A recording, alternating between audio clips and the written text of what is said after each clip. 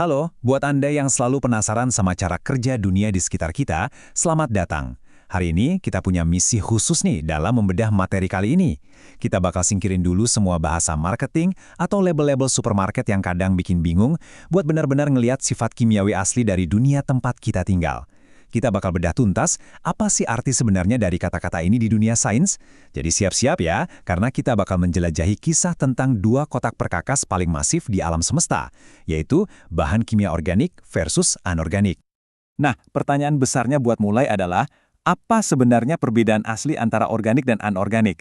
Kalau kita lagi jalan di supermarket, kata organik kan biasanya cuma berarti produk itu ditanam tanpa pestisida sintetik tertentu ya kan? Tapi khusus buat eksplorasi kita hari ini, saya mau Anda buang jauh-jauh dulu deh bayangan soal sayuran di supermarket itu. Sebagai gantinya, coba bayangin organik dan anorganik ini sebagai dua paru dari satu kotak perkakas universal yang ukurannya luar biasa besar. Alat-alat inilah yang dipakai sama alam buat ngebangun mutlak segala hal ya, segala hal yang ada di sekitar kita. Oke, biar gampang, ini peta jalan kita hari ini. Pertama, kita lihat dua dunia bahan kimia secara garis besar. Kedua dan ketiga, kita bakal kenalan lebih dekat sama bahan kimia organik dan anorganik. Keempat, kita bakal adu mereka di pertarungan sifat fisik. Dan terakhir, kelima, kita lihat peran pentingnya bagi kehidupan. Yuk langsung kita mulai. Masuk ke bagian pertama nih, dua dunia bahan kimia. Kita ambil sudut pandang makro sebentar. Coba deh pikirin. Rasanya menakjubkan banget pas sadar kalau semua hal, entah itu mesin di pabrik, smartphone di tangan Anda, sampai proses biologis super kecil yang lagi berdetak di dalam tubuh Anda sekarang, semuanya dibangun dari dua kategori dasar ini. Ilmu kimia itu secara fundamental membagi alam semesta kita jadi dua gaya arsitektur utama. Anda bisa ngebayangin ini tuh kayak dua gaya konstruksi bangunan yang beda banget. Yang satu, ibaratnya arsitektur yang sangat rumit, melengkung-lengkung dan penuh kehidupan. Sementara yang satunya lagi tuh ibarat balok beton dan baja, yang kokoh, lurus, dan gak tergoyahkan. Keduanya ngerjain tugas yang beda banget di alam semesta, tapi kita bener-bener butuh keduanya. Lanjut ke bagian 2, mari kita kenalan sama kimia organik, sang protagonis kita. Secara definisi, bahan kimia organik itu adalah senyawa yang pasti mengandung unsur karbon sebagai elemen utamanya. Karbon ini ibaratnya pemain bintang yang absolut di sini. Dan dia nggak sendirian, dia selalu dibantu sama rekan setianya, hidrogen. Pas mereka gabung, mereka ngebentuk ikatan karbon hidrogen yang khas banget. Kehebatan utama dari senyawa organik ini adalah mereka bisa ngerangkai diri jadi rantai yang super panjang atau bahkan ngebentuk struktur cincin yang kompleks. Kadang mereka juga ngajak unsur lain kayak oksigen, nitrogen, atau fosfor buat ikutan gabung. Nah, kemampuan ngebentuk molekul rumit inilah yang jadi cikal bakal makhluk hidup. Biar sainsnya kerasa lebih nyata, kita lihat deh contoh-contoh di sekitar kita. Senyawa organik ini bukan cuma ada di buku teks, ini barang-barang yang Anda pegang tiap hari loh. Metanol misalnya, itu kan alkohol yang dipakai buat bahan bakar industri. Terus ada glukosa, alias gula alami, yang detik ini juga lagi dibakar sama tubuh Anda buat ngasih energi. Ada juga polietilena, nah ini tuh plastik pembungkus makanan Anda. Dan jangan lupa asam asetat, yang ngasih rasa kecut di cuka dapur Anda. Jadi biarpun mereka ini fondasi kehidupan di alam, perkakas organik ini juga bisa diracik jadi produk plastik revolusioner. Keren kan?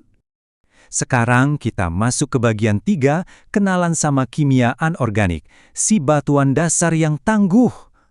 Beda 180 derajat dari kelompok organik tadi, bahan kimia anorganik ini didefinisikan secara tegas sebagai senyawa yang nggak punya ikatan karbon hidrogen. Di kelompok inilah kita bakal ketemu sama berbagai macam logam berat, unsur non-logam, atau gabungan keduanya. Alih-alih bikin struktur cincin yang ribet atau rantai yang meriuk-liuk kayak organik, anorganik ini lebih milih bentuk yang simple, solid, dan stabil. Makanya Anda bakal nemuin mereka melimpah di alam dalam bentuk mineral penyusun kerak bumi atau gas-gas murni di atmosfer kita. Dan percayalah, Anda itu sangat amat bergantung sama kelompok anorganik ini buat bertahan hidup tiap hari. Air putih yang barusan Anda minum, itu murni anorganik. Natrium klorida, itu cuma nama keren dari garam dapur yang Anda tabur di telur dadar pagi ini. Terus ada asam sulfat yang jadi otot utama di banyak pabrik industri besar. Dan amonium nitrat yang jadi pendorong industri pertanian lewat pupuk, atau ya bahkan bisa jadi bahan peledak. Senyawa-senyawa ini tuh berharga banget justru karena mereka sangat stabil dan susah dihancurkan. Nah, ini bagian yang seru. Bagian 4, pertarungan sifat fisik dan kimia. Beda struktur, otomatis beda banget kelakuannya. Kita coba adu mereka di dunia nyata ya. Ronde pertama, kemudahan terbakar dan titik didih. Di sudut kiri, bahan organik itu lincah tapi reaktif banget. Mereka gampang banget kebakar, gampang hilang atau menguap, dan titik didihnya tuh rendah. Di sudut kanan, bahan anorganik ini ibarat tameng baja. Mereka super stabil, umumnya nggak bisa dibakar sama sekali, dan kuat nahan suhu panas yang ekstrim karena titik leleh dan titik didihnya sangat amat tinggi. Masuk ke ronde 2, polaritas dan kelarutan. Perbedaan di sini tuh yang ngejawab kenapa banyak fenomena unik di sekitar kita bisa terjadi. Senyawa organik rata-rata sifatnya non-polar, artinya mereka susah banget atau bahkan nggak mau larut di air. Sebaliknya, anorganik itu polar, jadi gampang banget bersatu sama air. Ini persis banget alasannya kenapa garam anorganik Anda bakal langsung hilang pas diaduk ke segelas air, sementara minyak goreng yang organik bakalan terus nolak air dan milih ngambang di atasnya. Masuk akal kan? Ronde ketiga, kita bahas aliran energi. Wah, kalau di sini anorganik menang telak. Karena senyawa anorganik itu gampang terionisasi. Mereka jadi penghantar listrik yang luar biasa bagus. Dan karena alasan yang sama juga, reaksi kimia mereka tuh bisa terjadi secepat kilat. Cepet banget. Berbanding terbalik sama bahan kimia organik, mereka umumnya nggak mau nganterin listrik karena nggak mengion. Hasilnya, reaksi kimia organik itu geraknya jauh lebih lambat. Sebagai penutup pertarungan ini, pada akhirnya semua ini bersumber dari satu hal, struktur ikatan. Struktur organik ngandelin ikatan karbon yang luas banget yang bikin mereka bisa ngerajut rantai panjang dan cincin rumit demi ngebangun molekul makhluk hidup. Di sisi lain, struktur anorganik itu ngunci diri mereka pakai ikatan ionik atau kovalen yang jauh lebih kaku dan kuat secara brutal. Tapi ya gitu, mereka ngorbanin fleksibilitas dan berujung pada struktur yang gak terlalu kompleks. Jadi ini benar-benar soal keajaiban fleksibilitas melawan kekokohan mutlak.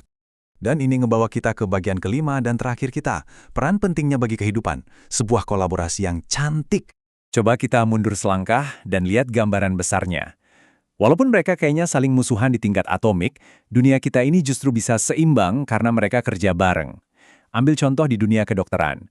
Buat nyembuhin tubuh manusia yang notabene organik, dokter pakai obat-obatan dari bahan organik juga, kayak antibiotik atau hormon sintetik. Tapi, sebelum dokter bisa ngasih obat itu, mereka harus ngecek darah atau urin kita dulu kan? Nah, disitulah senyawa anorganik turun tangan. Asam klorida dan kalium iodida yang stabil itu benar-benar dibutuhin buat reagen uji lab. Jadi, mereka benar-benar saling melengkapi. Ini juga terlihat brilian banget di industri pertanian kita. Anda tahu nggak, pasokan makanan global kita tuh literally jalan di atas kolaborasi dua kubu ini. Kita numpahin bertonton senyawa anorganik yang kuat kayak pupuk amonium nitrat ke tanah. Terus mineral anorganik itu diserap sama tanaman buat memproduksi senyawa organik yang kompleks, kayak glukosa buat energi dan asam amino, yang akhirnya bikin tanaman itu bisa tumbuh dan berbuah buat kita makan. Epic banget kan? Pembagian kerja ini juga nyata banget di teknologi sehari-hari. Buat nyimpan energinya, kita ngandelin banget reaksi kimia organik yang dinamis. Contohnya bahan bakar hayati masa depan, atau cairan elektrolit yang ada di baterai lithium-ion HP Anda. Tapi, casing dari baterai itu sendiri, papan sirkuit elektroniknya, sampai kerangka fisik HP-nya, semuanya dibangun full pakai keandalan silika dan logam anorganik yang keras dan kokoh itu. Pada akhirnya, kenapa sih kita perlu paham semua ini? Karena pas kita ngadepin tantangan besar soal lingkungan hidup, kita nggak bisa cuma fokus ke salah satunya. Kalau kita mau bikin sistem pengelolaan sampah yang cerdas atau ngurangin polusi, kita tuh harus ngerti gimana sampah organik itu bakal hancur balik ke alam, sekaligus ngerti gimana limbah logam anorganik bakal terus bertahan dan ngendap di ekosistem kita.